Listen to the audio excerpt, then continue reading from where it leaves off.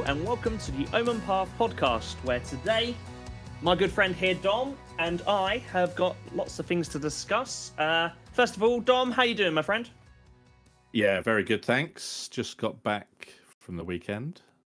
We have been away to Axion's CommandFest Birmingham, and both thoroughly enjoy it. We'll do a little bit of our opinions on that and whatnot as well. But first of all, I just want to thank anyone that come up to myself or Dom and made comments or wanted to talk about the podcast. Some really nice things were said, and I just want to thank everyone because honestly, I didn't even get into the venue on the first day, and someone come up to me and sort of said, literally was just like, "We've literally just listened to you coming down here," and it made my weekend. It was absolutely fantastic. So honestly, if you come up and interact with either of us, thank you so much. It really is fantastic. It meant a lot. But the highlight for me was signing the Armada worm. Yeah. Yeah. I thought it was really good, and I even said to him, I was like, "Oh, you realise Dawson's here tomorrow?" Actually, I forgot to ask Dawson whether he signed it or not, but yeah, that was a really cool real touch actually, and it's nice to have those little things going on, and people obviously thinking about the podcast and whatnot as well. So that's really good. It made me realise I need to decide what my signature is going to be. That's for sure. Yeah. Welcome to that realm, Dom. Yeah. Actually, I had someone later on in the weekend say, "Oh, can you sign a card for me?" I said, "Yeah, by all means." And I was kind of looking. I was like, "Well, I have been signing cards, but what I've actually been doing is like altering cards a little bit. So like, making the borders look fancy and that sort of stuff. Damaging them. Yeah, basically. Cool. Yeah, exactly. That's exactly what I'm doing. And then, but yeah, I need to figure that one out a little bit better. But okay, look, let's pile on into the weekend then. CommandFest Birmingham, 2 days. Let's talk about some of the negatives first, because this wasn't the smoothest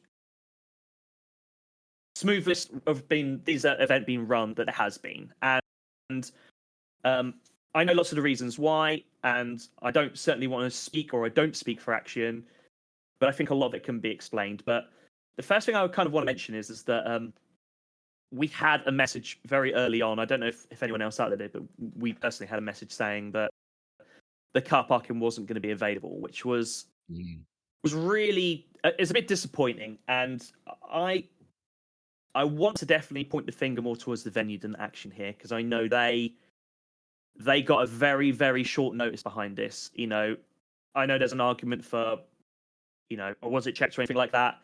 Look, these guys have been through this before. I'm pretty sure they would have checked all of this, and they were as shocked as we were, which is an important thing to note as well. But it did suck a little bit. I know, thankfully, I dropped you, or I gave you guys a phone call because I know you were on your way to give you the heads up. But the one thing I would say is, obviously, I know it's not ideal. There was verbal direction to basically a local car park, which I know filled pretty quickly.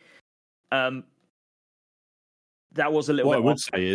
What I would say is there's loads of just streets around there with no lines on, just down the road. Yeah. I managed to find a place to park for free anyway. But not knowing that was a bit of a bind. It just meant we ended up at the back of the queue. Yeah, it did. And then that's going to be my next part, is to talk about the queue. Obviously, I think, again, I don't speak for Axion, but I think there was a repercussion towards, they were obviously trying to put out fires in the background, not literal fires, of course. Is that why it's so hot? But yeah, so I know they had some issues there, and effectively there was an offer of early entrance to Planeswalker tickets. Myself, obviously, I got invited in early as well, but the queues were still pretty long.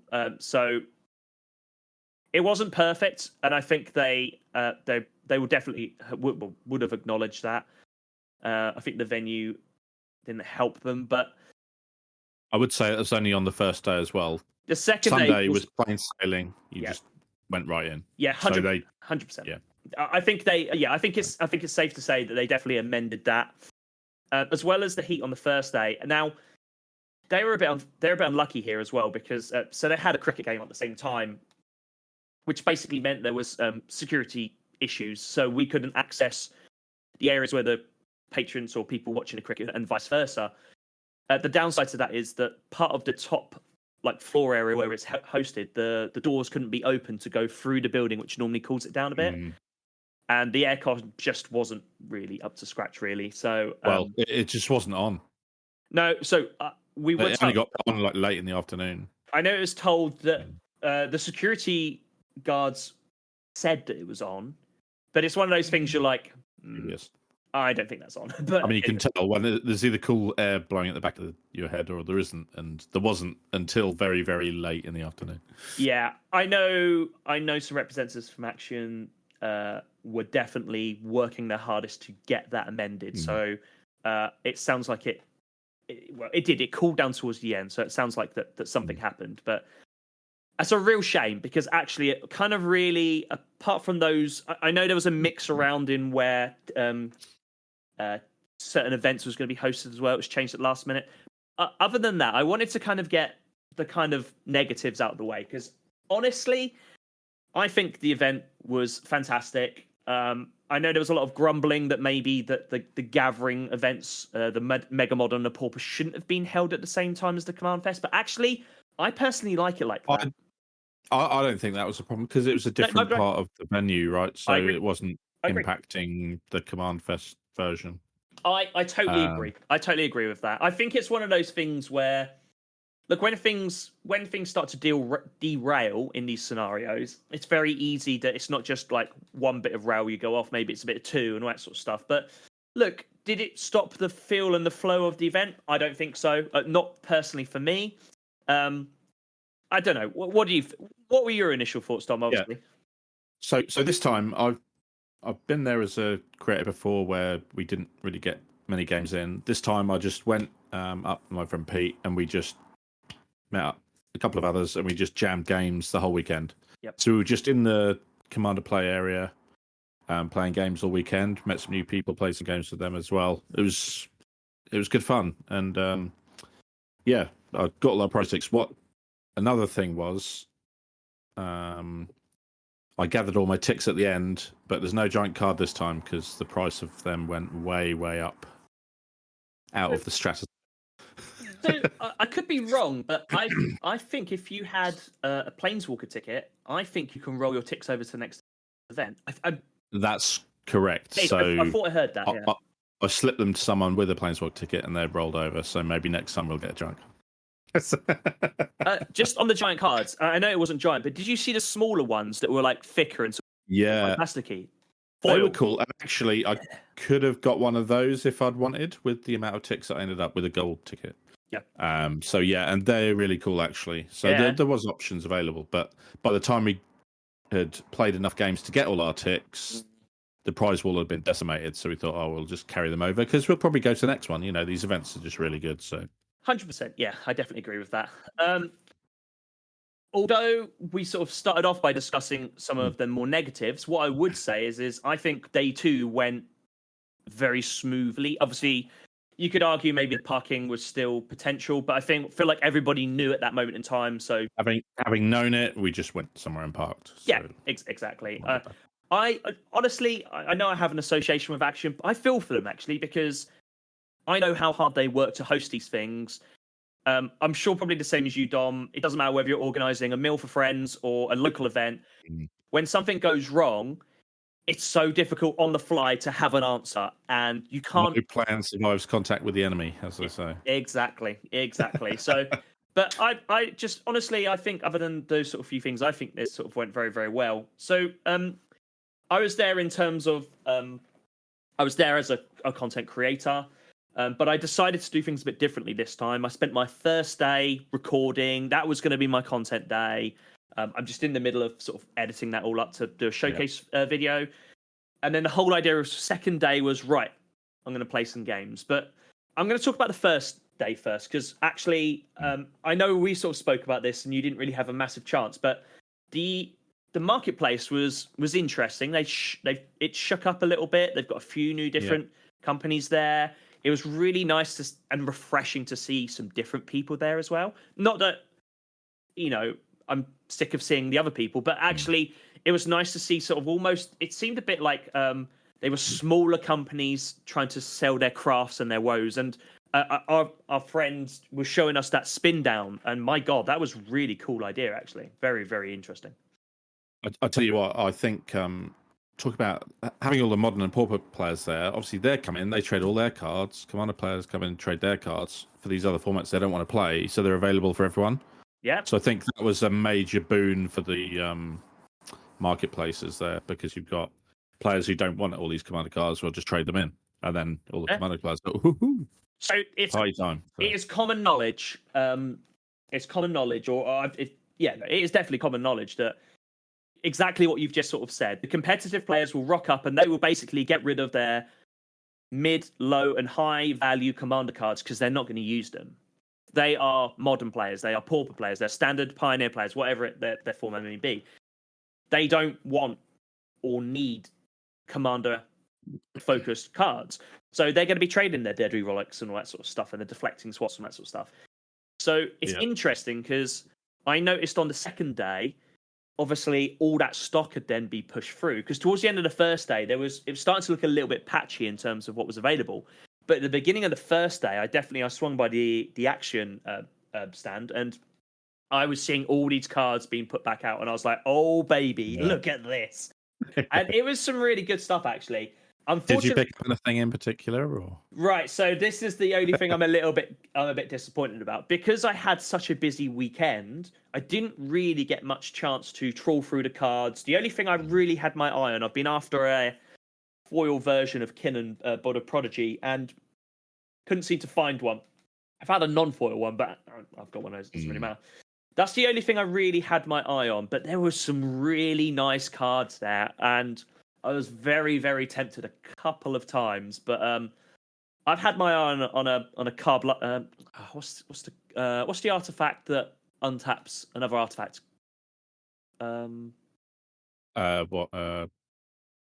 Old card. Old card. Candelabra. Is what I've been. I've had my eye on one of those, and I did see one. I was like, it swayed me. Let's put it like that. But I've done the usual thing I like to try and do, which is I'm going to step away. I'm going to have a little think about it and come back. And thankfully, I didn't have the time to do it. I say thankfully. I have been after one for a while. It would have been really, really nice. For your bank balance. Yeah. So my bank balance was very thankful for it. You know, I come back for this event and it hadn't been raided, thankfully. But yeah, no, it was really good to. While I was recording, I did manage to sort of see and chat to a lot of people. I know there was some grumbles about the things we discussed, but generally, things seemed really good. People were really excited to sit down and play. There was plenty of events going on. They had Mystery Booster 2 event going on, which was really cool. I still need to do something with my box at some point. We'll get around to that at some point. But yeah, it was good. And actually, the layout was set over 2 floors, and I kind of liked that, actually, because it felt like there were two different, very different areas, and I don't know. You could, you didn't have to be, you weren't trying to play Commander, and then they were doing an announcement for Modern because it was downstairs, or or through the other room. So exactly. It didn't impact. I don't think the events impacted on each other. I didn't really. I didn't feel like it did, actually. Me personally, I have heard of a few people griping about that, but that wasn't my experience. My experience was actually I had no issues with it at all. It did seem a bit bizarre. We used a service elevator instead of the main elevator. Bear in mind, you walk past it, but again, I know from my connection with them that they were perplexed with it as well. So it's basically the position of where people were coming in. So it's a real shame, because Edgbaston is one of my favourite venues for UK hosted events. Actually, I actually really like that you can be playing Magic, you can look out the window, and there's some cricket going on. I don't follow cricket, but I'll happily watch pretty much any sport. So last time we were there was just practice going on. So obviously we could have the doors open and go out and have a look and things. But it was just this time there was an official match going on. So it was a bit of a shame, but I still one of those things. it still didn't affect or annoy me in any particular way. Yeah, getting in a bit late was a bit frustrating. Is what it is. It was a bit warm upstairs, but like I said, the second day that was a lot better. So they obviously. I think it was they still didn't have the people. aircon on first thing. There was just a lot less people, so it didn't heat up quite as quickly. Yeah. I think as a venue they should have just had it on from the start. It's a boiling hot day. You know it's only going to get hotter because there's 1,800 people in a room, in the same building. So that's on the venue. Honestly, there's not it's beyond Axion's control. Yeah, I totally agree with that. Every time we asked a judge, is the aircon going to be put on? They said, yeah, we've asked several times, and they're dragging their heels. I don't know what the venue was doing. No, I don't actually. It seemed a little bit odd. I wonder if they were just reaching a bit. They hosting, obviously hosting a cricket match as well as the Axion event. I wonder whether that was a bit. It might have just been stretched. Yeah, might have just been a bit too stretched. Yeah, exactly. But either way, I mean, I as a general, I didn't honestly feel like it affected my weekend too much. I had a thoroughly enjoyable time. It's nice to catch up with all my friends. I did manage to play some games. So as I said, day one for me was just recording. I had my meet and greet. It was nice to catch up with people. I also I haven't done a post on Instagram about this yet, but I have actually was showing off my fancy new token, which was given to me. Oh yeah, for the event, which I was very thankful for. So for anyone, by the time this goes up, they'll probably be on Instagram, so it'll be fine. So go check it out. It'll probably be on Twitter as well. But Axion very kindly offered to do me a nice token. So we done a little project on it. I decided to do a treasure token. And I was asking everybody I was giving out to a weekend, it's like, can you see the reference what it's to? And there were some people who were pretty close.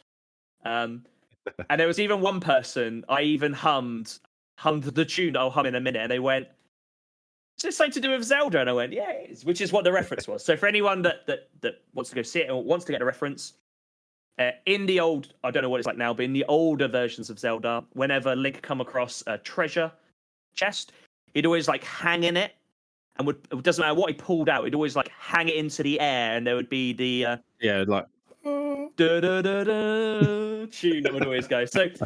So that's what I based it around. But instead of me getting like a new sword or a bow, I pulled the Power 9 from this chest. So I was like, oh, happy days. Yeah.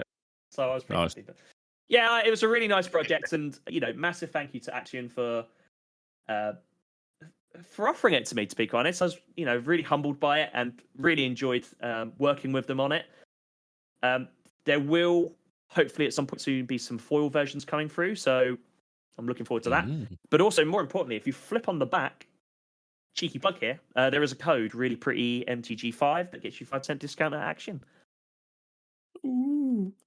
I'm going to might have to put sponsored or ad on this now, but hashtag sponsored. Yeah, exactly. Ad. Not quite. But yeah, no, it was a really nice project to do. Chill, yeah. I mean, yeah. However you feel about that, but it could potentially. But yeah, just to round it up. So second day was a lot more relaxed day for me. I actually managed to catch a game with you guys first thing, which was good. Yeah, how did that go? Yeah, I got slapped. Absolutely slapped. So the new team upgrade deck that I was taking along with me, and it's safe to say you played more of my dragons than I played of my dragons. Yeah. I was using Atali, so obviously I get to cast other people's spells off from the top of their library. And I casted quite a few dragons, yeah. You did, yeah. Good. Yeah. Good.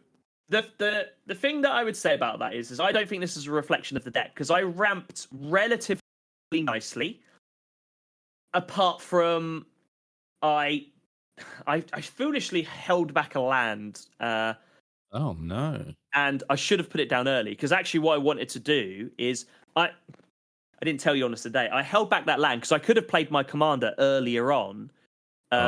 But what I wanted to do was to play that card, play my commander, and then play the Mox Jasper that I did. And that's another reason why I got confused about it, because in my head I was like, okay, perfect. And then I was going to use that. I'd had like something to use that 1 mana on a Dragonfall. But it didn't turn out like that. And so this is the problem with 7 mana commanders, right? It's you have to ramp, and then unfortunately one of your ramp pieces only works if you have a dragon in play. So you were just 1 mana short for a little while. Yeah, bring back Jeweled Lotus, yeah? Yep, exactly. I can hear people in the background screaming, no! It stays unbanned! Yeah, but what I would also say is that I then played another game later on with another creator, Strix, and his version was just vomiting in dragons out. So when it goes, it really goes, and you need to be able to deal with it. It is a bit of a kill on site commander. The problem is Ureni, isn't it? Ureni? Yeah, I don't know what the rest of the name is. I can't remember off the top of my head neither. It's a 7 mana one that when it enters or attacks, you look at the top 6. I think it's top 6 your cards. You can put dragon into the battlefield. I'm pretty sure it is. So the cast one is pretty good in itself. So the way that I ended up building the deck was with a flicker package in it as well. So instead of I stripped all the counter magic and all that sort of stuff, I put some protection in there. 'Cause it's gonna be shot at. But I also wanted to flicker it as well, so you can get extra triggers. I haven't had the opportunity to do that yet with the games I've played with it, but I was just waiting for someone to be like, "Oh, I'm going to deadly right that in response. Yeah, I'm going to essence flux it."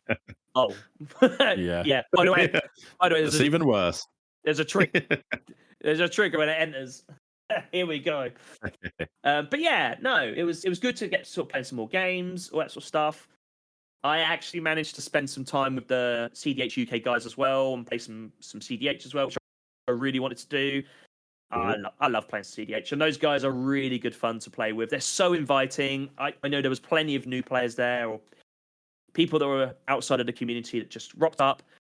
I'm interested in CDH decks. CDH decks were handed out, and I know there was a lot of fun. I know it was good to see. It's very, very good to see. Feels like CDH is thriving quite nicely.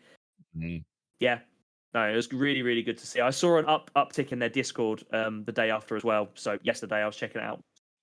So it's always really, really good to see. And yeah, managed to play some games with some friends. Managed to have some lunch with some other creative friends and generally catch up with people.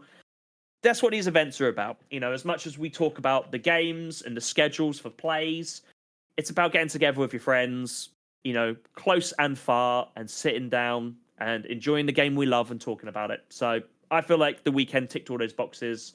I'm not too sure if I can make the next one, unfortunately. But when is it? Do you know? It's the very last week in September. What I've been told. It should be fine for me, I think. Venue hasn't been confirmed, hence why they've not announced it yet. But it's generally spreading the word around it. The unfortunate thing behind that is I'm probably going to be at MagicCon Atlanta. It's the same weekend. As that. Oh, I see. Yes, you might have quite a few creators will be over there, probably. Yeah, but that's not a necessarily bad thing. And I don't want to... I can't give too much away because I haven't been told too much. But what I have been told is that particular event, they are really looking to ramp it up and expand quite aggressively. Interesting. So not just Magic the Gathering as well, is what I was told. Ooh. They've got a very... Spot of the new Riot card game? Well, that's not out yet. I don't know any of the details. I know they come up with a very ambitious plan, and they're trying to shoot for the stars here. And that's all I can kind of really say.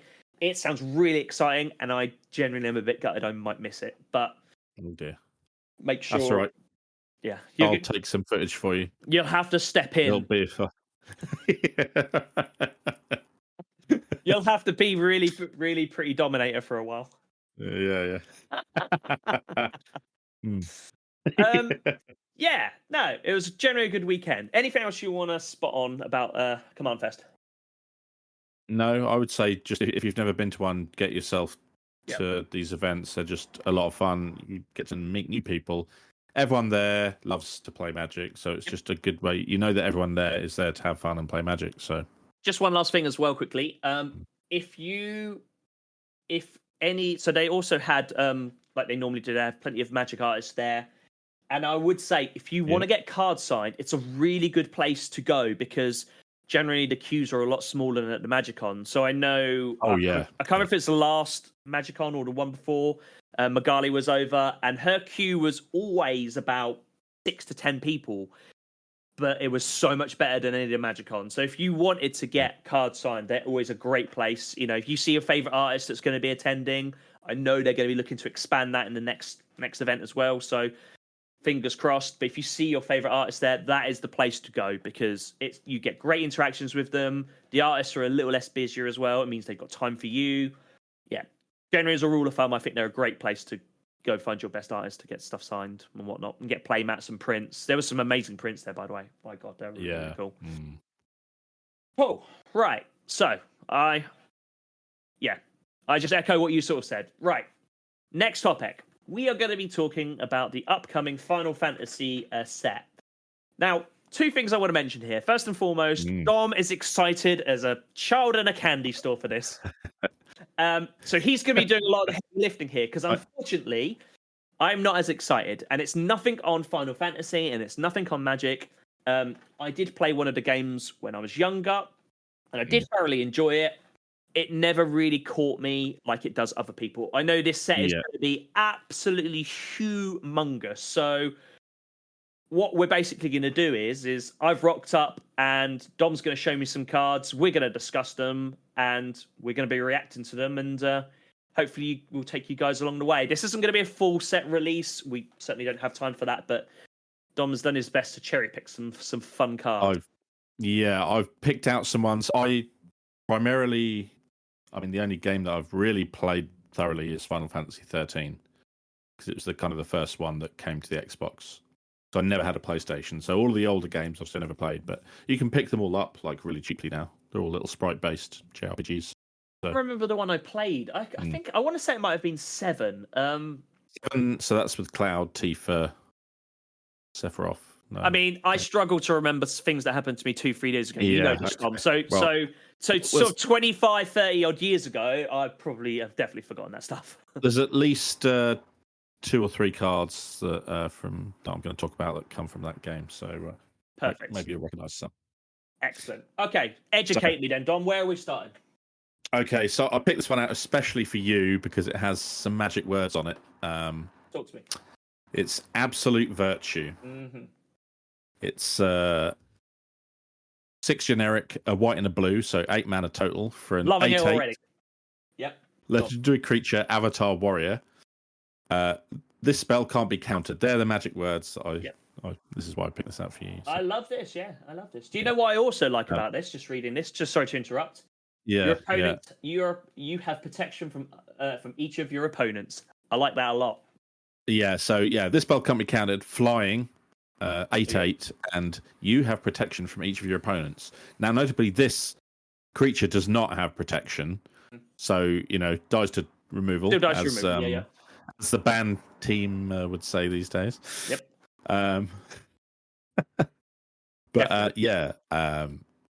This is great. If your opponents can't remove this, or you've got some kind of enchantment that's giving you a creature's hexproof or something like that, or you can blink it.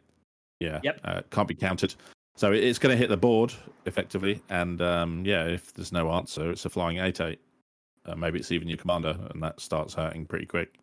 But it is 8 mana in white blue, so it's probably in the 99. I think. I think that's probably. I certainly, as much as I like that text, I definitely would probably look at this and think I'd want to cheat this in.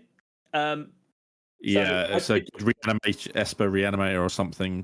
Yeah, exactly. Maybe Jeskai and sneak attack it in. But the problem is even with that, it's only in there for short period of time. But I mean, you could sneak attack it in and flicker it, something like that. Maybe I think you want to try and cheat this in more so than anything. But then again, an 8/8 with flying, that's a pretty chunky boy in the air. It's good. It just stops all incidental damage, all spells that target you. Obviously, your opponents can't even target you, so it gets around. They're not going to be able to target player, sacrifice a creature. They can't kill it that way. Yep, it's got to be a board wipe. Right. Yeah, I think that I do quite like that. Creatures will get this. Like you sort of said, it's definitely still vulnerable to a board wipe. But I do really kind of like that. Normally, it's quite easy to get around these things. Is each opponent sacrifices a creature or creature with the highest mana CMC or blah blah blah. Yep. and it gets around all that sort of stuff, which is always very good. But you are right; it still dies to, Blasphemous Acts. Doomblade. Yeah, any of those things. Yep, 100%. The classic dies Doomblade. Yeah. So yeah, it's from Final Fantasy 11. This one, apparently, it's caused a lot of trauma to a lot of players because you're walking around and then suddenly this appears and just splats your whole party. I guess. We don't play the game. Yeah. Just on a quick side note, I was watching someone play some Skyrim the other day online, and he was going up a hill and a mountain, and it paused all of a sudden, and you could just see like this shape from behind this hedge. And as he basically sort of said, he just basically audioed over the top of it, sort of said, at this moment, literally, like, my heart stopped. And as he played it, like this wolf, I can't remember, it's quite a wolf that basically was going to mess him up. Literally, it jumped out on the side and just, like, splattered him. And his reaction was just absolute pure shock. He absolutely crapped himself as he ran down. But it's... Talking about Skyrim, it's similar to the giants that when they hit you, you die and your corpse goes flying up like 2 miles in the air. It's kind of, I guess, it's a similar thing to that. So yeah. Yeah, exactly. Right. Let's. I'm starting to get the juices flowing now. You've got them going. Let's talk about the next one. What's next? Okay, so this Final Fantasy X. It's relatively unassuming. Albed Salvages. It's 2 generic and 1 black creature, human artificer warrior.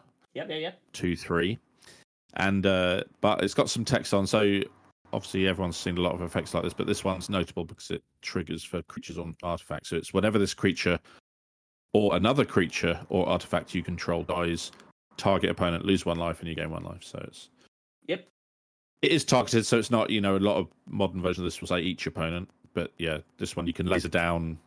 Your nemesis. Instead. It's good to have that because as much as you've still got your blood artists and that type of stuff, it's nice to have this because actually, if someone's on a bit more life, you can, well, I'm going to ping you because you're on the highest life. Exactly that. Yeah, so you're not punishing someone who's behind, say, as well, or just you're not annoying everyone. It's just you can poke whoever deserves it. Well, you're also gaining a life as well here. So, this is clearly like a classic aristocrat sort of style. This would work really nicely, actually, in I've got like an artifacts deck that basically just want to sacrifice treasures. You use treasures as creatures and sacrifice them as value. This would be great in it. Corvold, this would be fantastic, like that type of stuff. Yeah. Yeah, I like this. It's just another one of these effects that, aristocrats love this. And creatures and artifacts, good. Yeah, don't often see that. I'm definitely going to probably pick up a version of this because this looks like this is going to go in any of my decks like that. Very good. Right. What's okay. Next? Which one did I have next? I think I had Sabin, the Master Monk, next. Yep, you did. Let's talk about this. So, right. For those that don't know or have never played Final Fantasy VI, fairly early on in the game, there is a boss called the Phantom Train. Which is in this set as a card. So I've got to talk about these 4 cards together, so bear with me here. So Sabin the Master Monk, he's a member of your party at this stage. So he's a monk, and he's got a move called Suplex, where he picks up an enemy and obviously smushes it, and most things it kills in 1 hit. And the way the game was programmed in Final Fantasy VI was that there was 2 flags. There's one that you say, you can't be instant killed, and there was another flag to say you're immune to suplexing. Okay. And because it was an early boss, the train didn't have the can't be one-shot killed, because you can kill spirits and undead with the resurrection item in Final Fantasy games, which is called Phoenix Down. Okay. So effectively, people realised that with Sabin, the Master Monk, you can suplex the train. Okay. So he grabs the train that's like 200 times bigger than him and suplexes it. And you can see, there's GIFs of it online where you can watch it happening. It's just hilarious. He just flips the whole sprite round. It's taking up 3/4 of the screen and slaps it down. So yeah, obviously not quite as intended, but there we go. It's just early games for you. Sometimes things slip through. Or they get suplexed into the ground, as it appears to be. Yeah, and it's the way they've designed these cards is obviously very on theme, and it's all based around this thing that you could do. So we'll just go through them one at a time. Yeah, let's start with Sabin first. Yes. Yeah. So Sabin the Master Monk, he's 4 generic and 1 red, so 5 Yep. mana. He is a legendary creature, human noble monk. 4/3 and double strike. It's quite high power for a double striking creature, honestly. Yeah. And he's also got a returning mechanic, Blitz. So 2 and double red, discard a card is his Blitz cost, which means that's gives them haste, and then you sacrifice them at the end of the turn, I believe. End That's of what turn, Blitz does. I think it is. Yeah. But he also has another line of text which says you may cast this card from your graveyard using its Blitz ability. So you can actually blitz him out from the graveyard. Now there was a card that you could do that with within the set, and that saw a lot of standard play. So you just keep bringing it back and back, as long as you've got cards to discard and the mana to pay. Just let me. haste. I just want to interrupt quickly. Yeah. Sorry.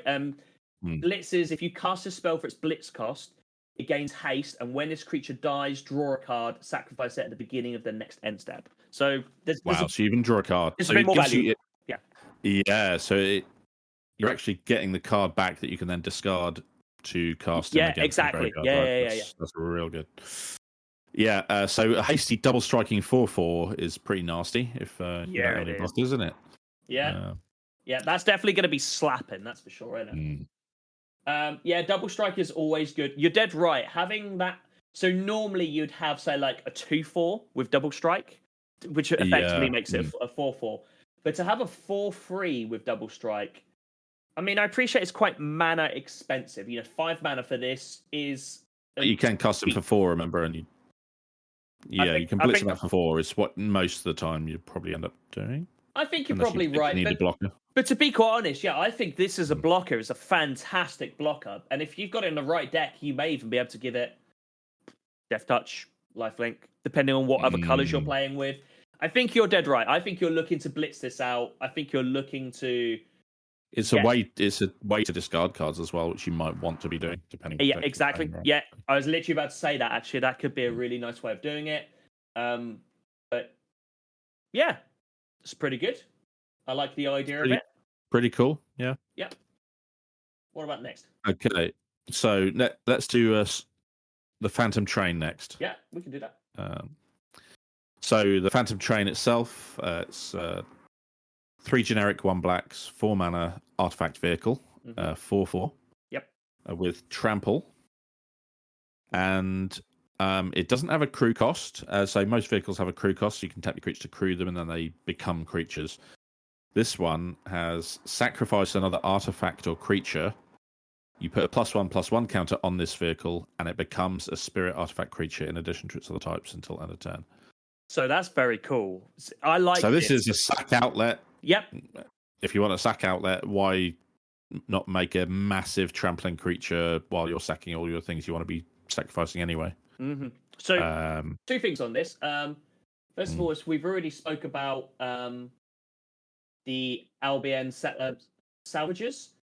That would work really nicely. It works quite hand in hand with this. Yep. I tell you where this would work really quite nicely is in my Lord of the Rings Nazgul decks, because I need a sack outlet. And the thing that's really quite nice about this is I don't think many people would look at this artifact and instantly, you need to know about this. Because I think if you don't know about this, I think you would just go, oh, okay, well, you crew it's a 4/4 with trample, which is still pretty, still something to be thinking about. But so it's at least a 5/5, I guess, if you've sacked something to crew so for me, I need that sack outlet for the Nazguls. It works really, really nicely. But even just in an aristocrat decks, I mean, you could sit there, okay, I'm going to combat, I'm going to, sacrifice this zombie, whatever it may be, human monk, it doesn't really matter. Send it on in there, and people will be like, okay, so it's a 5/5 with trample. This sucks, but okay, no blocks. I'll take this. In response, those 10 or those other 15, sack. Hopefully, you've got something else that's giving you value towards it. So you might then be pinging them for 1 life, gaining 1 life. With salvages you would do, and then all of a sudden you're like, yeah, here comes an 18/18. Yeah. With trample. Trample, yeah. Even if they block, I'm going to chump block this, or whatever. Like, do you know what I mean? Yeah, very naughty. Tricksy. It's one of the better sack outlets out there because you get a huge creature for every time you sacrifice something. So, I like this. or it gets bigger and bigger. I like this. I like this card. Yeah. Very cool. As a boss creature should be, I suppose. So Exactly. notably, it becomes a spirit artifact creature, which so there are a bit more vulnerabilities there as well. Obviously, artifact removal. Obviously, it's an artifact anyway, so it's easy to do it. When it turns into a creature, obviously it's vulnerable to creature removal. So it's not perfect, but actually that kind of works. That makes it balanced, I think. Really. Yeah. We've spoke plenty of times about there's a lack of removal in people's decks, but there's definitely a lack of artifacts and enchantment removal. So, you just have to choose your point. Okay, I'm going to sacrifice this. We're going to go to combat. Perfect in response. The classic whatever it is, Daddy Roll, Doomblade, whatever you're going to do. But yeah, okay. Doomblade's non-black creature, so yeah, all right, okay. I know. Keep your Doomblade as soon as I said it, I was like, oh, that's not how that one works. Okay. Right. The next bit. So let's talk about Phoenix Down. So this is throughout all the Final Fantasy games, this is the item that you can use if one of your team or party members faints during combat. You can use this to resurrect them effectively or bring them back to life. Sure. They faint and you wake them up effectively. With this. Slap around the face. Whack. Get up. We've got some fighting to do. So it's a Phoenix Feather effectively. Oh, wave also. Yeah, so it's a 1 white mana. So it's a 1-drop artifact. But then it has some abilities or modal abilities. You can pay 1 generic and 1 white and tap it and exile it. Mm-hmm. And then you get to choose one of the following. So you can either return a target creature card with mana value 4 or less from your graveyard to the battlefield tapped. Cool. Pretty good anyway for 3 mana in white especially. Yep. Notably, white cards normally say mana value 3 or less. Yes, they do. 4 or less, so it's a little upgrade. Opens the door a bit more. Yeah, exactly. Yeah. Or the other option is you can exile target skeleton, spirit, or zombie. Hold on a minute, Dom. Isn't the Phantom Train? Doesn't that turn into a spirit? Yeah, it does. So yeah, the train's coming at you. So it's because undead creatures in Final Fantasy, you can often kill them with healing item or kill them with Phoenix Down in 1 hit. Gotcha. So this is part of the problem that caused the suplex issue. Excellent. Okay, so the card itself, I like this card. Yeah. Can you imagine if that wasn't exile this artifact? Imagine if it was like destroy this, it goes to the graveyard. It'd just be abused, wouldn't it? Yeah, because you could loop it forever with some kind of creature that gets an artifact back. Yeah, exactly. That's exactly what I was thinking. So having it exile is probably very fair and good. And it's part of the cost, so it's already in exile, so you can't shenaniganize it particularly easily. So, yeah. I think this is very like good. this. I think 1 mana and then a payoff later. I think that there could be an argument that there would be scenarios where you're playing against opponents that don't have skeletons, spirits, or zombies. That is a bit of a feel bad, but you're having to return something. Even the returning value 4 or less from the graveyard is still pretty good, let's be honest. And that comes back to the battlefield tapped. It's not really end of the world. Again, just come back to what I was saying earlier, you can go get your salvagers back. I think you can do that one. I think that's 3 mana, So you could go get that back, potentially. You know what I mean? So even if someone's like, oh, I'm going to, your blood artist, your salvagers, whatever it may be, you could be like, okay, yeah, that's fine. Go get it back. They have to deal with it again. I like this card. 1 mana as well. And in 1 mana, and obviously it's a generic and another white. You can use that straight away, but that could just sit on the board, and when you need it, you need it. Do you know what I mean? Yeah, you can do it instant speed as well. So if someone's forcing you to sacrifice a creature, you can bring something back and then sack that, right? So, I'm going to bring back my generic something that when it enters the battlefield maybe draws me a card, and then I'm going to sacrifice this. Like, do you know what I mean? Like, there's lots of things you can do with this. That's cool. I like this. Okay, let's talk about the final piece then. Yep. So the final piece is the move itself, Suplex. 1 generic and a red. It's a sorcery, red sorcery. You can choose one. It either deals 3 damage to target creature. If that creature would die this turn, exile it instead. Yep. Not bad anyway for 2 mana. No. Or you can exile target artifact. There we go. There's the train. So it allows you to exile the poor train in 1 hit. There you go. So, like, I'll talk about from my perspective. I'll talk about the card first. I think for a 2-mana sorcery, I would have liked this at instant, but I think it would be very, very good. So I can understand why it's a braid, right? This is a braid. It's a sorcery, but you're changing, destroying to exile effectively, and if you kill the creature, that's also exiled. So it's an exile effect. Exile is exile, particularly in red, is rare. Few and far between. Yeah, exactly. So it's really, really nice. So I don't really mind that. I really quite like this, and as much as sometimes I can be someone that rolls my head and be like, oh god, why they lead me into this meme? You know, it's a bit like the SpongeBob counter spell. It's like, oh god, you know, that is what it is.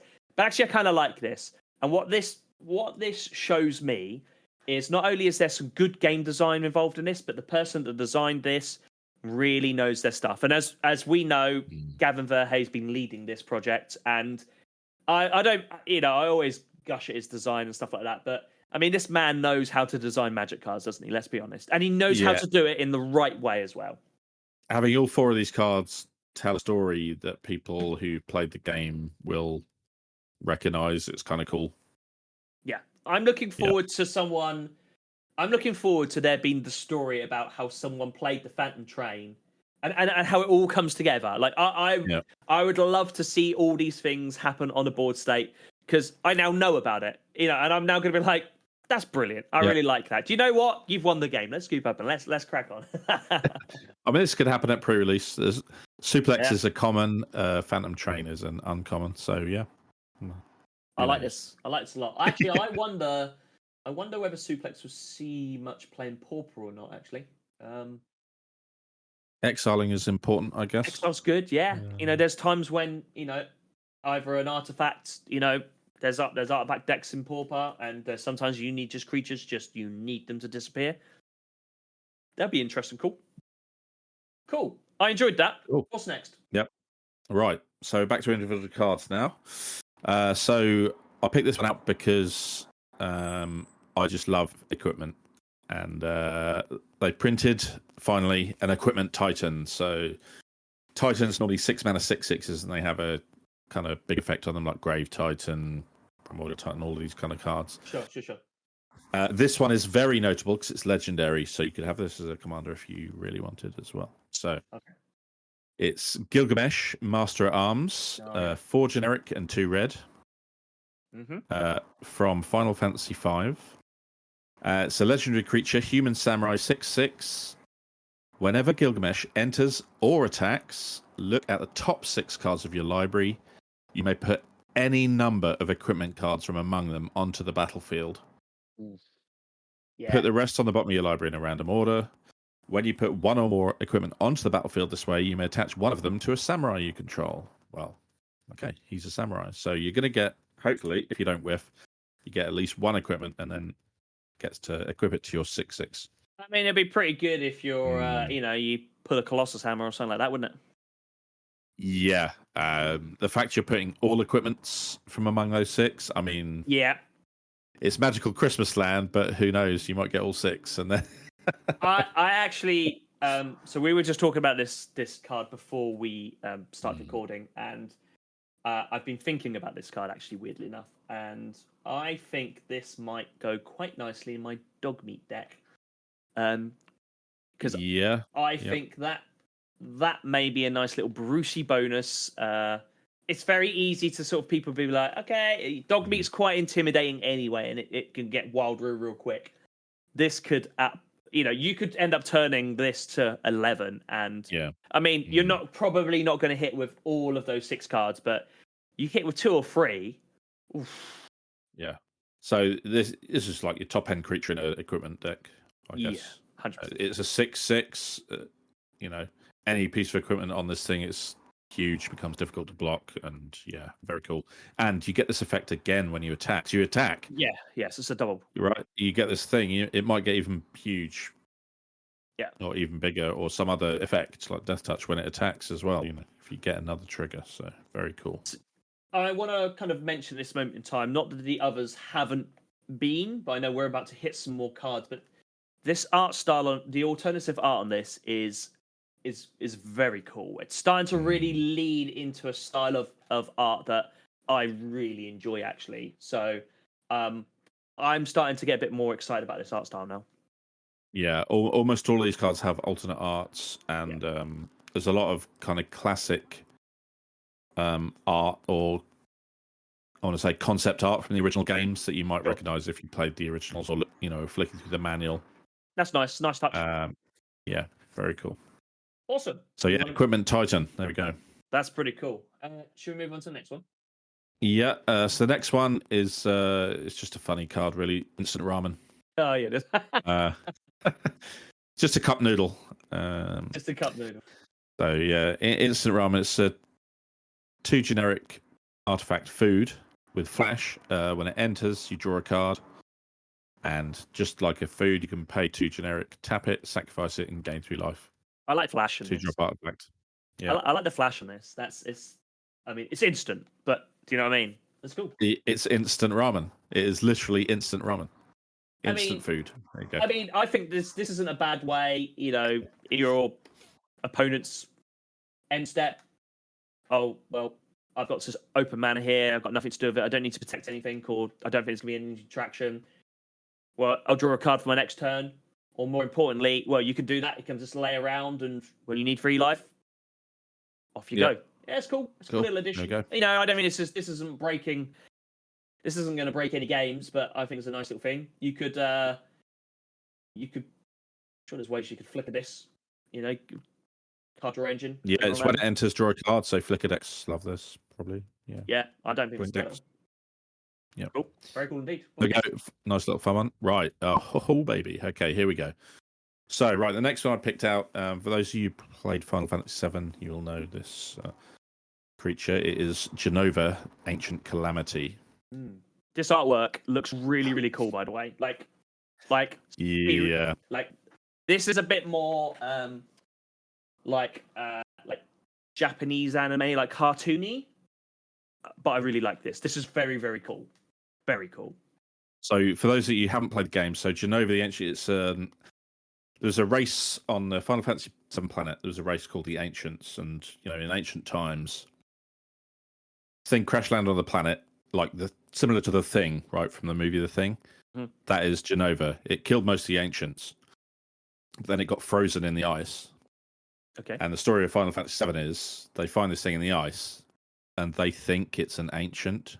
Right. So they are trying to recreate these powerful elder race by making super soldiers from the cells of this basically nice. gribbly alien. And obviously it all goes wrong. And this is how the one you would probably know is Sephiroth. This is his mum, effectively. Oh, okay. Yeah. So they use cells from this gribbly to make him. So there we go. So it's a... it's a 4-drop, 2 generic, black and a green. Legendary creature alien, 1/5. And at the beginning of combat on your turn, you can put a number of +1/+1 counters equal to this creature's power on up to 1 other target creature. That creature becomes a mutant in addition to its other types. And whenever a mutant you control dies during a turn, you draw cards equal to its power. Ooh. So you're pumping your creatures. Yeah. They get more power. They become a mutant. When a mutant dies, you draw cards equal to their power. So it's pretty cool. I like this. Yeah. It's something you haven't really...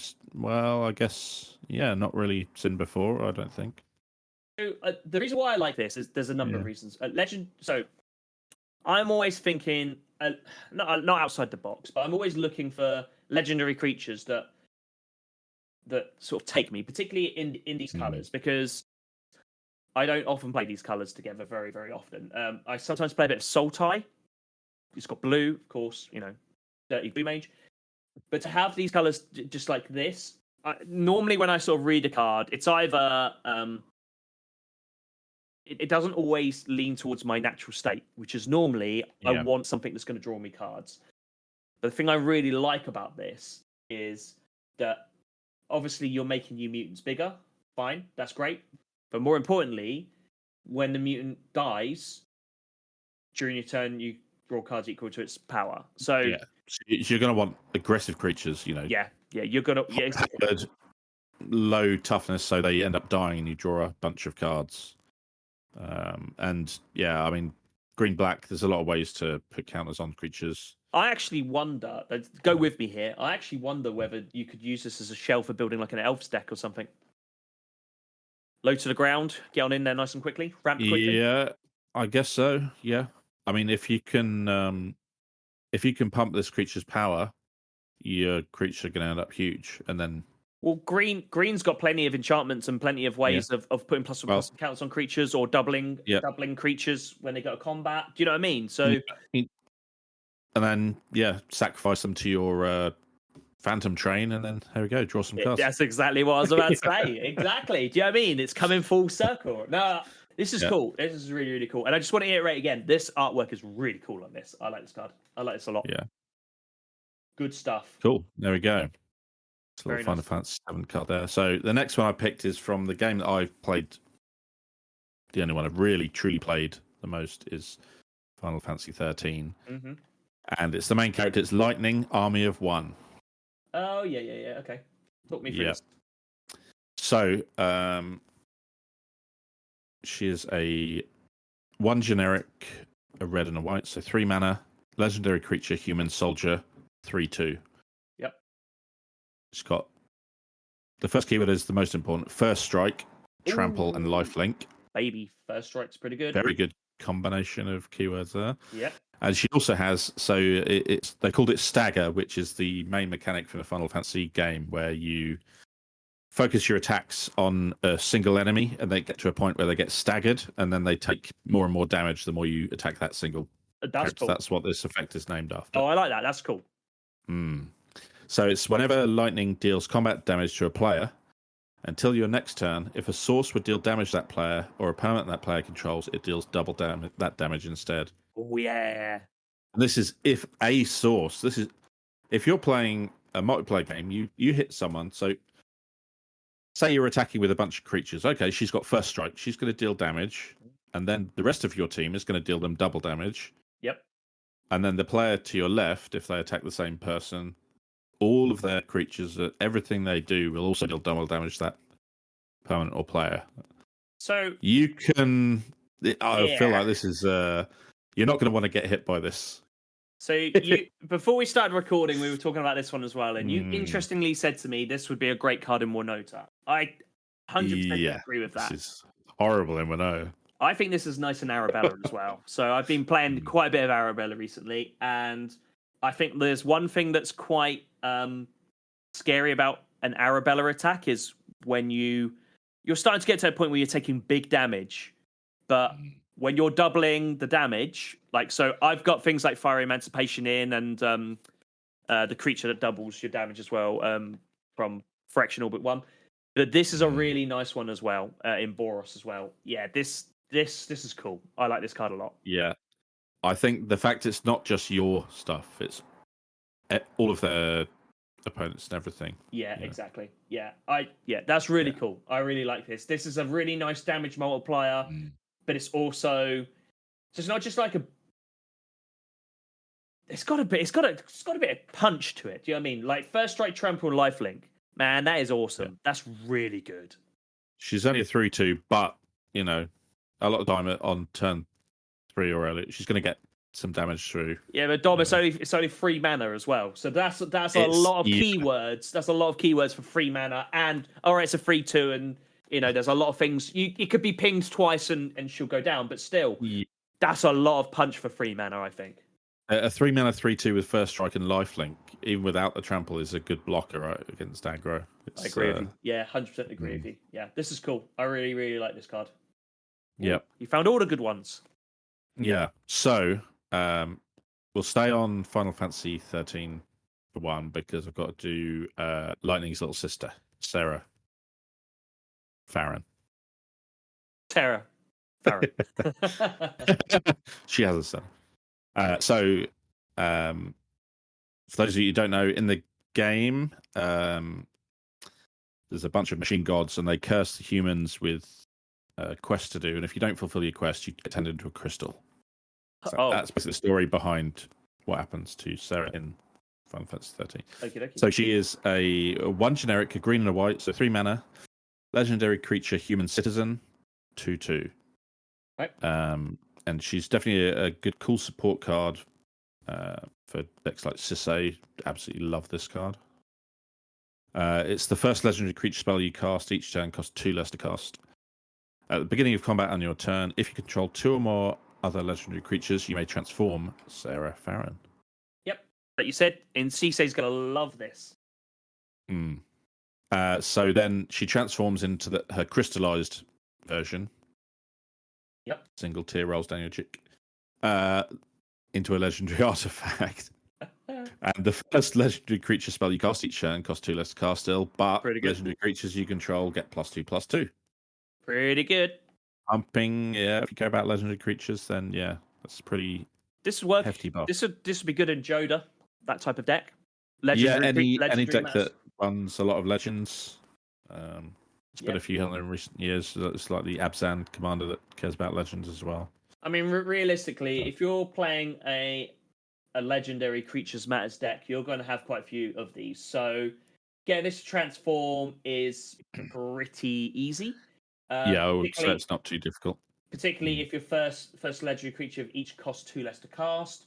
There is an argument to say you could probably almost fit this criteria within a turn if if this is mid game or up. But also just having this as the continuing legendary creature, first one of each one costs 2 less to cast. I mean, that's a great thing to have continued, but the legendary creatures get +2/+2. I mean, that's pretty good. It just enables you to transform, don't you? If you've got a 3-cost, a couple of 3-costs, suddenly they're 1-drops, and boom, she's transformed straight away. And because it's a legendary artifact, I think there's other effects that you'll get like a +1 +X for +X for legendary stuff. So this leans into that. You're probably then also having this is pretty cool. I like this. I think this is really this looks nice. At first, you look at think 3 mana for a 2/2, and you're like, oh, okay. And then you read the first line, you're like, all right, okay. So it's a bit of a ramp piece, but actually, when you continue to read it, you're like, no, actually, this is a lot better than just that. This is quite multifaceted. I like this a lot. Most cost reducers are 3 mana, and they reduce by 1, aren't they? Majority of the time, this reduced by 2. 2, yeah. Okay, it's only legendary creatures, but that's really good. So. Yeah, but the thing is, legendary creatures, they're normally, the really, really good ones are quite low in cost, but even the mid ones, if you've got a 5 mana legendary creature and you're now only paying 3, that's pretty good. Yeah, absolutely. Yeah, if you've got a high cost commander as well, you can have this in the night probably. Yeah, even if she never transforms, it's just like those little goblins that reduce the cost of your dragons. It's similar to that. I think anything that plays green and white, if you wanted something that's going to make your commander a bit cheaper and with a bit more punch. So I don't think this is in the 99 for every deck that can do. But if you're looking at, say, cards that say like this would probably go maybe potentially in my Dogmeat deck, potentially, because it helps with legendary creatures where there are a few to help buff Dogmeat up. But also legendary creatures get +2/+2. That +2/+2 can be really nice little punch, particularly when you're trampling over. The amount of times where with Dogmeat, I've nearly one-shot person, but just need an extra 1 or 2. If you've got double strike, suddenly that's 4 extra damage. Right? Exactly, yeah. There's a lot of double strike in my Dogmeat deck. So actually, is it an auto-include? No. But is it a really nice addition to 99? I think there is an argument that this would definitely, at the very least, would make the initial cuts, maybe even go through to final stages. Yeah, I like this. I like this a lot. I'm liking a lot of these cards. You've changed some good ones. Not a problem. Right, next one. Final Fantasy VII. Yep. Tifa Lockhart. Tifa Lockhart. Tell me about Tifa Lockhart. So, it's one of the main characters, Final Fantasy VII. She is 1 generic, 1 green. So 2 mana, legendary creature, human monk, 1/2. Yep. Trample. Oof. Bit strange on a 1/2, you might think, until you read her ability, which is landfall. Whenever a land you control enters, double Tifa Lockhart's power until end of turn. Oh, baby. Now, there are turn 3 kills in standard with this card. Yeah. Because all you really need is, a buff that gives her +4/+. There's a 2 mana card that gives +4/+4, and then a fetch land, and you can kill your opponent. This is problematic. Let's put it like that. Yeah. I can't remember what it's called, but yeah, there's a 2-mana card that gives +4/+4 until end of turn, so it makes her a 5/5. Then you play your Fabled Passage, okay, doubles to 10, crack it, she doubles to 20. You're dead. Bit rude in 20 life formats. You can see how this could very easily get out of hand in a monogreen landfall deck in Commander as well. I could see this like in like a Gruul aggressive deck like this. Yeah. Because green's really good with landfall triggers and landfall deck sort of type stuff. I could see this really throwing the cat among the pigeons and those type of decks. It's low to the ground as well, which I really like because normally green is really, really big stompy creatures. Yeah. And if you was to splash the red for Gruul, that's normally your low to the end. This is cool. Also, I don't know if you've seen, but the Magic Fest 2025 version of this is a really cool artwork as well. Yeah, there's quite a few different ones for this. She's a very popular character. There's a Naya version of her in the Final Fantasy VII Precon Limit Break, but this is her mono green from the main set, and very powerful card. I recognize this character. I think it was 7 that I played when I was younger. Yeah. Yeah, this is a really, really good card. I think we're going to be seeing a bit of this, don't you? Yeah, definitely. Yeah, nice and simple, but very powerful. Doubling your power until the end of turn is wild. Yeah, like I said, there's plenty of decks. I was playing my Omnath landfall deck. My last game on over CommandFest, and there's plenty of ways of. I'm gonna play my fetch land. There's two landfall triggers. Oh, I had a ghostly quarter out last turn as well. There's another. I also had my Fabled Passage because I knew this was coming. There's 2 more triggers. Like you can build this quickly. It's not difficult with some of these like huge spells that fetch 10 lands out of your library or like Escape Shift. You can get into the million. You can get up into the millions of damage with this card. Well, you can even early days, even if you only have one or 2 landfall triggers. I mean, you could pump this Colossification, or there's plenty of pump spells like that. I mean, if you wanted to start doubling things up and start utilizing the card you're using as well, you could use a fight spell that's going to give it +1/+1 or whatever until end of turn. Yeah, there's plenty of giant growth. It's devastating. Yeah, you've got Berserk as well. I think that's gonna. Yeah, that's another doubler. Yeah. So do you know what I mean? All of a sudden, I think this could build very quickly. Do you know what this actually would be really nice in my Tree Bear deck? That'd be good. It'd be a nice little addition. Yeah. Because there's plenty. Because of ways of counters on her. Yeah. Well, yeah, because of the +1/+1 counters. There are plenty of ways of transferring those +1/+1 counters over, and it's very easy to then. Oh, well, I'm gonna double that all up. Wow, this is sweet. I like this. 2 mana as well. Yeah. Crazy. It's a good card. Give me another one. I'm hungry for more. Okay. Yeah. Okay. So we're gonna go. Final Fantasy 16 now. So we're going to go with Ultima. Yep.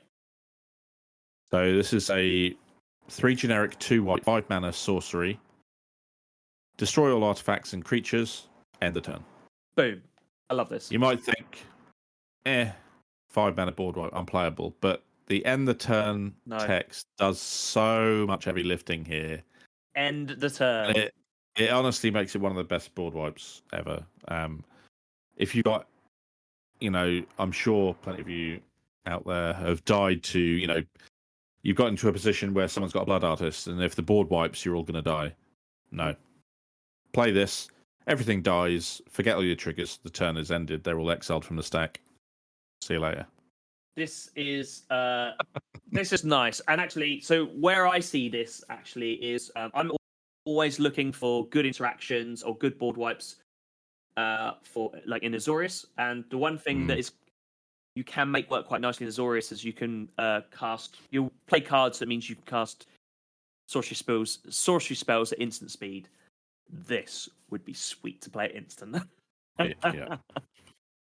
I really, really like this. Yeah, exactly. Oh, I'm basically gonna kick off and I'm gonna try and do my thing and I'm gonna try and win in my turn. Great.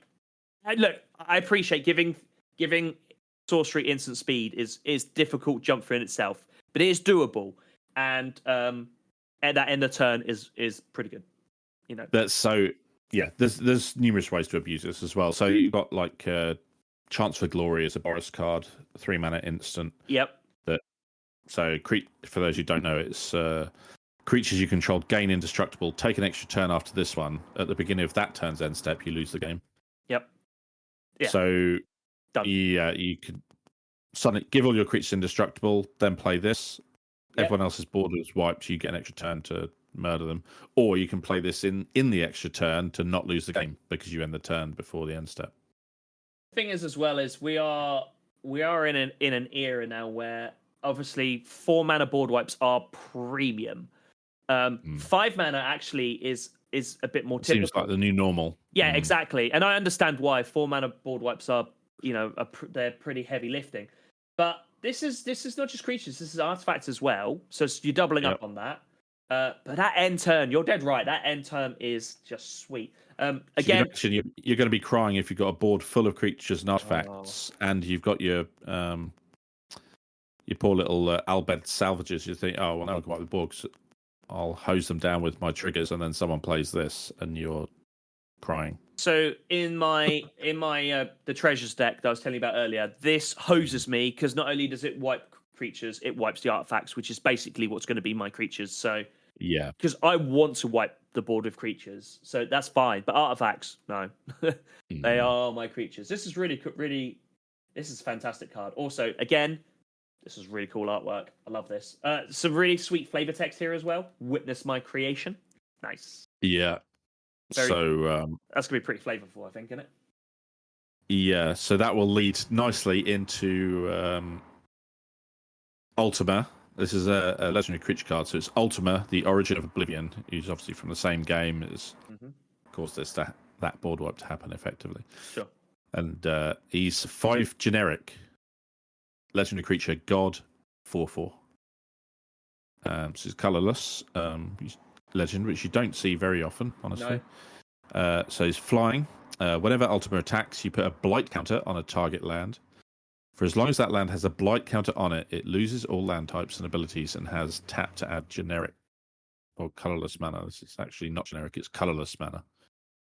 And whenever you tap a land for colorless, you add an additional colorless.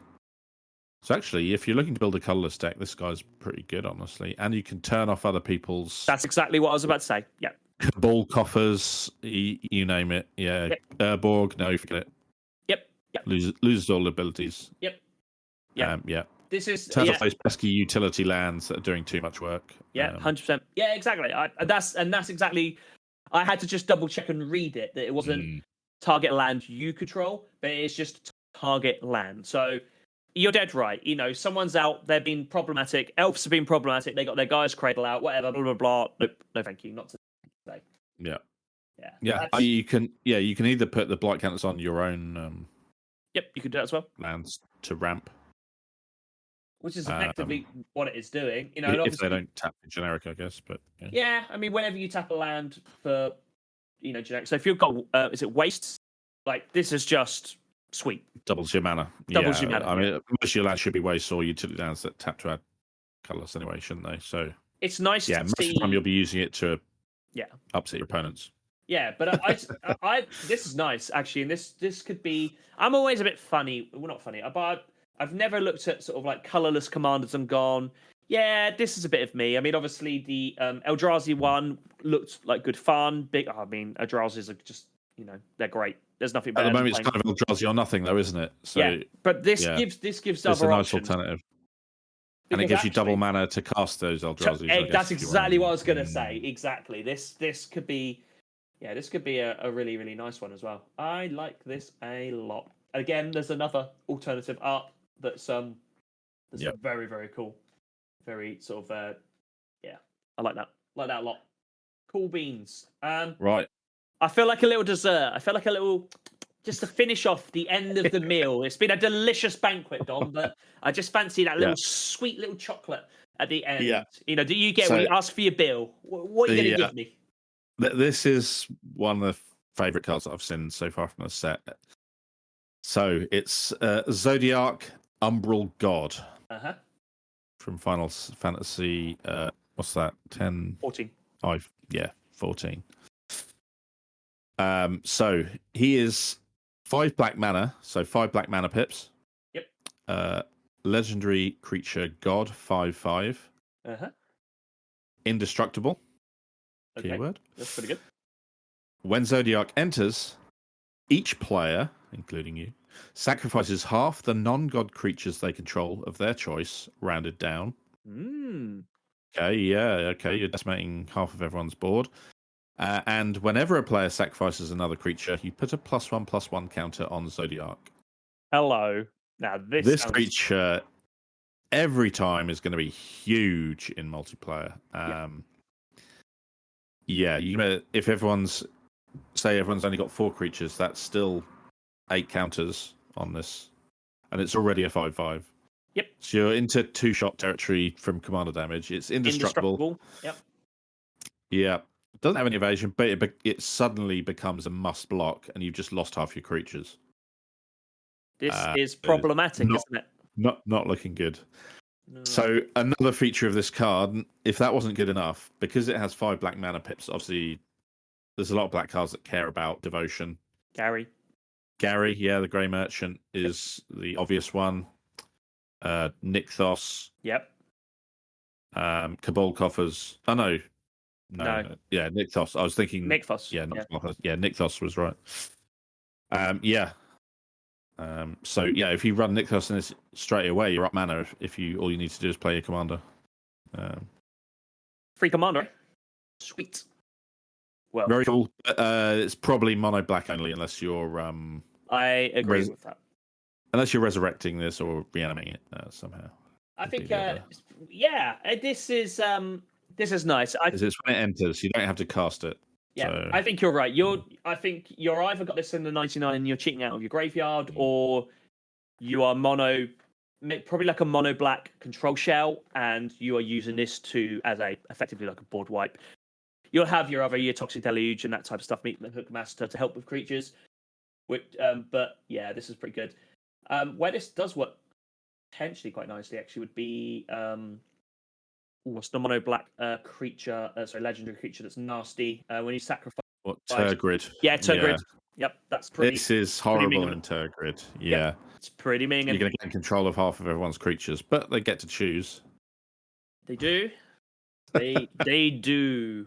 Probably no consolation for the people who are sacking all their creatures, but yeah, you have to sack your creatures as well. So that's fine. It is rounded down. So if this is the only creature you have, you're not sacking it, which is important as well. Yeah. And it's non-gods as well, so he is immune to his own effect in that way as well. Yep, so. That's what I kind of like as well. And there are some other black gods out there as well. So you've got Pharos had quite a few of them. So put all the Erebos cards in here, and you wouldn't have to sacrifice them if they are creatures at that point. Yep, exactly. Ooh. And they probably will be because you're slapping down 5 devotion. So yeah, you're going to get there instantly. Yeah, instantly they are a creature. I kind of went ooh because I literally thought, hold on, they're devotion creatures. And for the mono ones you only need 5, so straight away this gives you 5 devotion for those decks or cards. Well, even if they're not the mono ones, it's only 7 you need, so you're most of the way there just with this one card, aren't you? So absolutely for the for the dual color ones, you'd still be there because with this being 5, a lot of them and they've got 2 pips as well. They're straight online as well. So this will go in a god deck if you run the I can't remember. What is it? The world tree that summons all gods out of your deck. Distance. It's allowed in it, but yeah. Yeah, I know. Yggdrasil or. I thought it was something different. I thought it was the Wooburg one where it's a creature on the front side and an enchantment on the back, or was it? No, you're thinking of the Prismatic Bridge. Yes, sorry, that's what I was thinking of. Yeah. That's gods. I was thinking of the land that summons every god out of your library. Oh, yeah, sorry, I do know what you mean. Yeah. Wow. So it's another god for that as well, and it's a good one. Because all of your gods, you're going to keep them because they're gods. Yep, exactly. And everyone else is sacking their creatures. So, as if that ability wasn't devastating and automatically win anyway with the Perforos, but there we go. Wow, Dharma's after a small little something for dessert, but this is a big chunky one, isn't it? it's a huge one. Slab of dark chocolate. This is. It's always going to be a big creature. Everyone has creatures in their deck, so very good. I like this a lot. I tell you what, actually, this has got me a little bit more excited for Final Fantasy. Not gonna lie to you. Good. Yeah. So notably, all these cards from the main set as well. We haven't even gone into the kind of commander cards, and there's 4 precons coming out. Yep. But people might struggle to get hold of them because Final Fantasy already, put it in perspective, it's already the best-selling Magic set of all time on pre-order alone. It's crazy. And it reached a point that took Lord of the Rings 8 months to make the same amount of money. So this set is huge. It is wild, isn't it? Absolutely wild.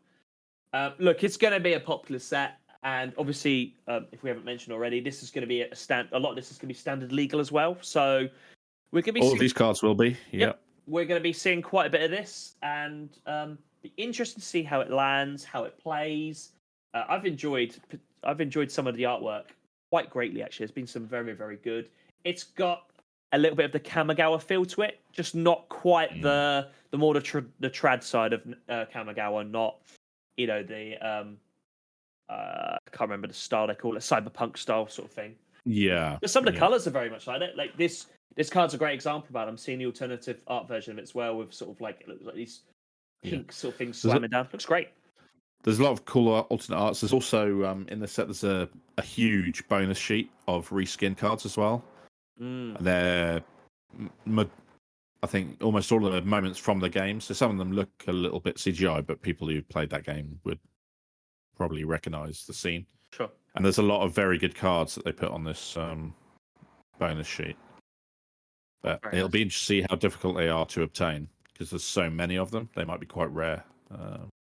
Yeah, that's always the issue with these. It's like the special guest, isn't it? Yeah. Normally there's only maybe a dozen special guests, whereas here there's probably, I don't even know how many there is, honestly. There's a lot. Yeah. But yeah. I'm very much looking forward to this. So I might have to have a bit more of a peruse through. Previews are ongoing, so yeah. Yeah, we are. Well, at the time of recording, what are we? Just under 2 weeks away from pre-release. Yeah, so there's a few cards left to go, but yeah, I think the majority we've seen now. They released all of the deck lists for the Commander decks, so they're out there. If you can get hold of them. Yeah, I think, like I said, we already know it's one of the most popular Magic the Gathering products. It is the most. Well, the most, I should say. In pre-release as well, which is very impressive, really, when you think about it, isn't it? Yeah. Cool.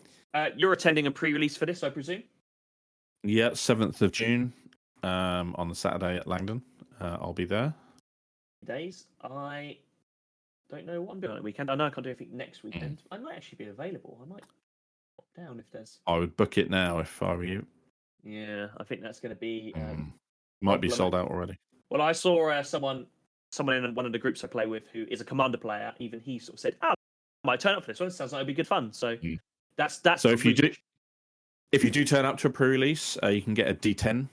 There's a special D10 that you can get as well. And if you do 2 pre-releases, you get a little silk bag to put it in, I guess. Similar to what they did with Lord of the Rings. I don't know if you remember. They had the little dice and the bag to put in. So they're doing that, a similar kind of thing again for this. I like that. So. I thought that was a nice little touch. I know it's only a small little thing, but every little Brucey bonus helps really when it comes to this stuff, doesn't it? Yeah. Very nice. Dom, I think you have served me up a beautiful meal there of Final Fantasy cards. I'm stuffed, brimmed, filled. Can't have with instant ramen. With instant ramen, yeah, exactly. I do like that card, honestly. I do really, really like that. That might go in one of my Urian decks. Yeah, look, guys, what are your thoughts on the Final Fantasy set? Obviously, Universes Beyond standard legal. It's not everyone's cup of tea, but what are your thoughts on it? What cards are you looking forward to? Get down in the comments and let us know what you're after. Now, speaking of which, Dom, we had a comment in one of our recent videos that we are going to probably be recording very soon because it was a really interesting topic. We're not going to give it away, but if you spotted it in the comments, you'll already know. But as soon as you sent that picture to me of that comment, and we both went, yeah, actually, this is a really good thing to talk about. So if there is something that you guys want us to talk about in the YouTube, get down in the comments or get in contact with us on any of the other socials, Really Pretty MTG and Dominator MTG as well, or even at the Open Path podcast. Get in contact. We'd love to hear your thoughts, and if you've got something that you want us to talk about, get in contact. We're happy to talk about all sorts. Forewarning as well, we've got a really busy period coming up at the minute. I've been lining up guests left, right, and centre. I still need to date them in, but there's plenty to talk about and plenty of people to talk about. We've got some really good ones, actually. And a little spoiler, hopefully, we've got one towards the end of the year that's going to be... I'm so excited about it. If we can pull this off, it'd be amazing. So just a little spoiler to keep on listening for the rest of the time. But just, again, if you come up to me and Dom over CommandFest and had a chat with us about the podcast, thank you again, honestly. It was fantastic. It's lovely to hear your feedback. People are obviously very passionate and enjoy listening to the podcast. So, and that's, well, we do it because we enjoy it, but it's just a bit of icing on the top. So once again, thank you. Dom, anything else you want to talk about or say before we sign off? No, all I'll say is, give it a chance. Get down to LGS. Try a pre-release. You might like it. 100%. Yeah, I definitely mirror that as well. If you can, and when you can, always support your local game store. They are the backbone of our communities, and we all need to remember that. Okay, guys, like I sort of said earlier, down in the comments, we're looking forward to hearing what you think about this latest set and what you want us to talk about next. Dom, until next time, I will see you then. Indeed. Farewell. See you later, everyone.